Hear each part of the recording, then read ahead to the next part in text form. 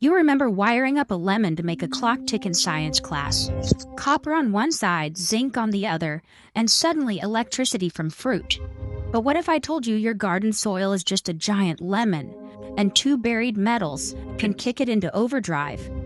In the 1840s, the father of the electric clock, Alexander Bain, powered machines and transformed plant growth with this trick, until the technology vanished without a trace. Today, almost nobody questions why. What really happened to the Earth battery, and could using it double your harvest right under the nose of Big Ag? The answer begins where electricity meets dirt, and nothing in your garden will ever look the same. In 1841, a Scottish clockmaker named Alexander Bain filed a patent that would quietly rewrite the rules of electricity. Instead of relying on expensive chemical batteries, Bain buried two plates, one zinc, one copper, into the damp ground and linked them with a wire.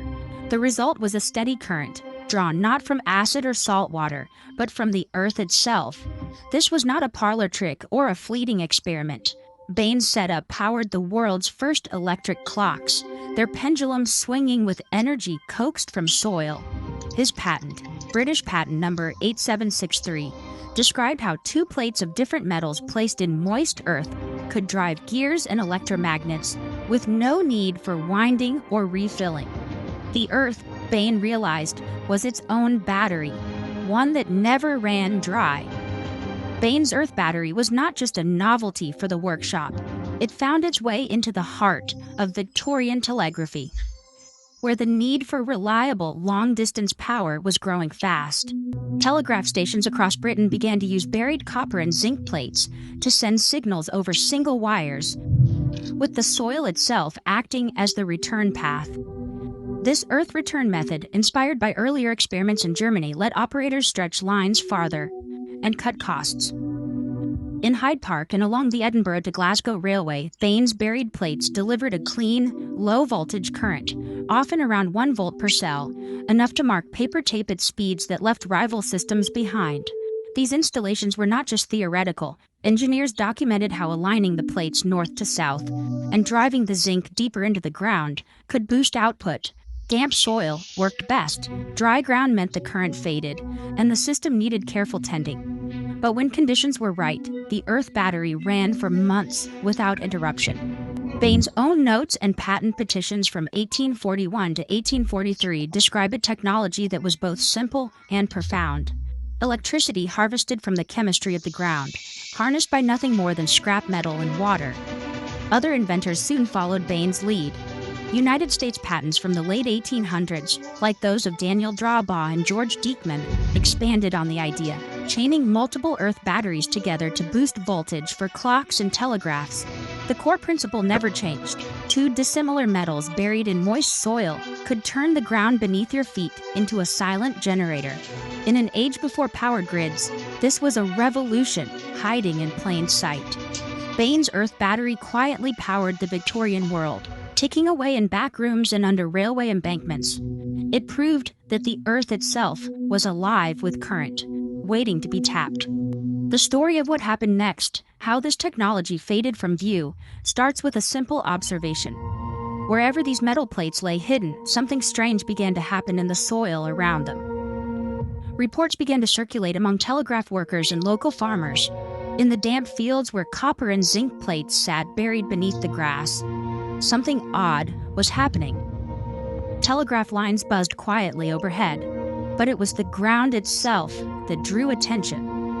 A line of grass running between the hidden plates stood out, darker, thicker, and taller than the patches just a few feet away. There were no fertilizer sacks, no secret compost, just the silent presence of two metals and the slow seep of current through the earth. No scientific paper captured these changes. Instead, the story moved by word of mouth. A station master in Yorkshire pointed out the lush strip running alongside a buried telegraph return. A groundskeeper in Essex joked that the grass seemed to know where the wires lay. The pattern repeated itself across muddy embankments and country lanes. Wherever the ground carried a steady current, the plants nearby looked healthier and more vigorous, as if they had found a hidden advantage. Decades later, a Connecticut physician named George Starr White took notice. White was no ordinary country doctor. He spent his career chasing the invisible forces of nature, convinced that electricity in the soil could unlock new possibilities for farming. In the early 20th century, he began to promote the idea that natural earth currents, what he called telluric electricity, could be harnessed to boost crops. His lectures and pamphlets described experiments where weak currents channeled through the ground seemed to spark life in tired fields. White's claims were bold, but he was careful not to promise miracles. The evidence was scattered: a patch of greener corn here, a row of beans that ripened early there. Most of what he offered were observations and questions, not hard numbers. The newspapers of the day sometimes mentioned these strange effects, but always in passing. One agricultural journal from 1915 described a farmer who swore his potatoes grew bigger near a buried wire. Another clipping from the Midwest told of grapevines that seemed to thrive beside an old telegraph pole. The pattern was always the same. No controlled trials, no official endorsement, just a persistent rumor that something in the soil was quietly feeding the plants. For many, these stories were little more than folklore, but for experimenters like White, they hinted at a hidden layer in the life of the soil, a connection between electricity and growth that science had yet to explain. The question lingered: was the earth itself nurturing these plants, or was it all a trick of the eye? The search for a real mechanism, something that could turn these scattered reports into a repeatable method, would come next. Copper and zinc, when placed in moist soil, do more than just sit quietly underground. They trigger a chemical reaction that turns the earth itself into a living circuit. The science behind this is called galvanic action. Here is what happens. Zinc, the more reactive metal, begins to lose electrons. Those electrons travel through a wire connected above ground, seeking out the copper plate. The soil acts as the bridge, carrying charged ions between the two metals. This flow of electrons is direct current, the same type of current that once powered Bain's electric clocks and telegraphs. But in the ground, this current does something else entirely. At the microscopic level, the zinc plate acts as the anode. It gives up electrons and slowly dissolves, releasing zinc ions into the surrounding soil. The copper plate, the cathode, receives electrons and helps complete the reaction. The soil's moisture is essential. Water molecules, along with dissolved minerals and salts, enable ions to move freely. Without enough water, the current sputters and dies. In the right conditions, moist, slightly acidic soil, the voltage between copper and zinc can reach about 0.8 to 1.1 volts. It is not much, but it is enough to set off a chain of changes underground. This weak but steady current starts to break apart chemical bonds in the soil. Nutrients that were locked up as stable compounds, phosphates, calcium, potassium, begin to shift. The process is called electrolysis. As ions migrate under the influence of the electric field, some become more available to plant roots. It is as if the battery is unlocking a pantry that was always there, but sealed tight. Plants, it turns out, can sense this voltage. Their roots are not just passive straws sucking up water and minerals. Decades of plant physiology research have shown that roots actually respond to electric fields, a phenomenon called electrotropism. In controlled lab experiments, roots bend and grow toward the cathode, the copper plate, when exposed to even tiny voltage gradients. Some studies show that roots can detect fields as weak as 1 millivolt per centimeter. The effect is subtle in the wild, but in a garden with copper and zinc plates, the roots are drawn into the zone where nutrients are most mobile. The result is a double boost, more available ions in the soil, and roots that actively seek them out. This is not magic or wishful thinking. It is a documented response in plant biology. The field strength in a typical earth battery setup, about 0.5 to 1 volt across a few centimeters, matches the levels used in laboratory studies of root electrotropism. The current also changes the soil environment in other ways, shifting microbial populations and even altering pH near the electrodes. In the best conditions, gardeners and experimenters have measured voltage with a simple multimeter, proof that the system is working, even if the changes are invisible to the naked eye. The mechanism is simple, but the effects can be dramatic. With copper and zinc acting as silent partners underground, the soil becomes more than a medium for roots. It becomes an active player in the life of the plant, channeling energy and unlocking resources that would otherwise stay out of reach.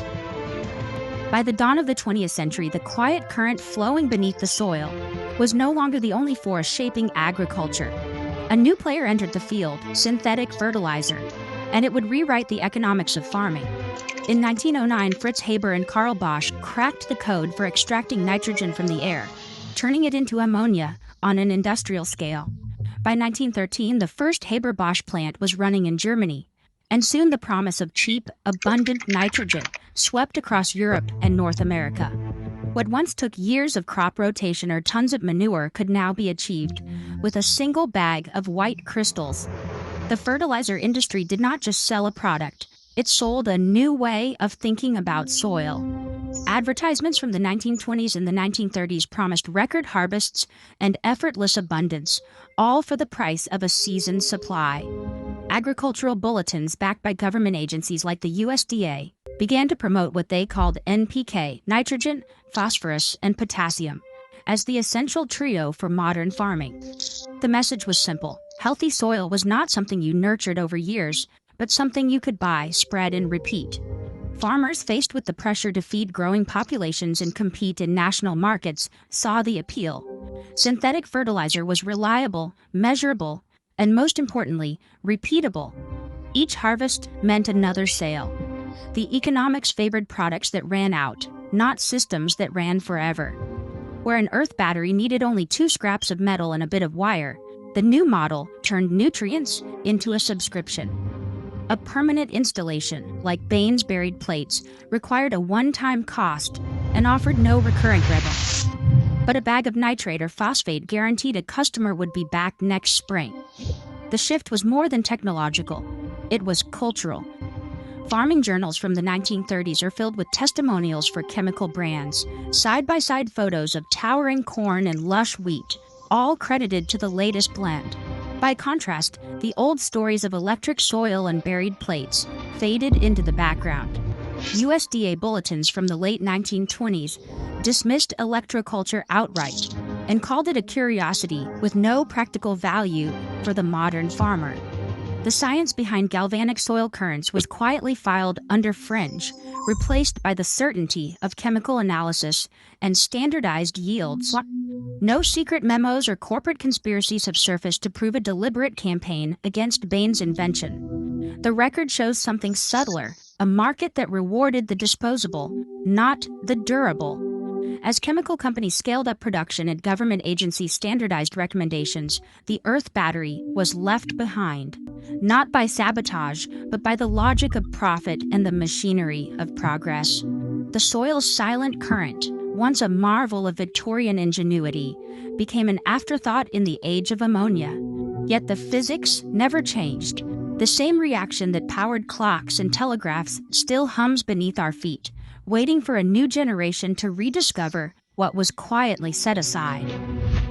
The question now is whether the promise of free energy and living soil can find a place in a world built on consumables. The answer may lie not in the archives, but in the hands of those willing to test the idea for themselves. A backyard gardener stands over 2 rows of lettuce. One row has a copper pipe and a galvanized nail sunk into the soil, wired together above ground. The other row grows without any metal at all. After 4 weeks, the difference is clear. The electrified lettuce is taller, with leaves that spread wider and show deeper green color. A digital scale confirms the change. The average wet biomass in the electrified row is 38 grams per plant, compared to 26 grams in the control. That is nearly a 50% increase, not quite double, but a substantial jump. A multimeter probe touches the copper and zinc. The screen flickers, then settles at 1.03 volts. That is the same range reported by gardeners across forums and YouTube trials, anywhere from 0.8 to 1.1 volts, depending on moisture and soil pH. Growth curves plotted over the month show the electrified plants pulling ahead by the second week and keeping the lead. Volts matter, and the readout is consistent.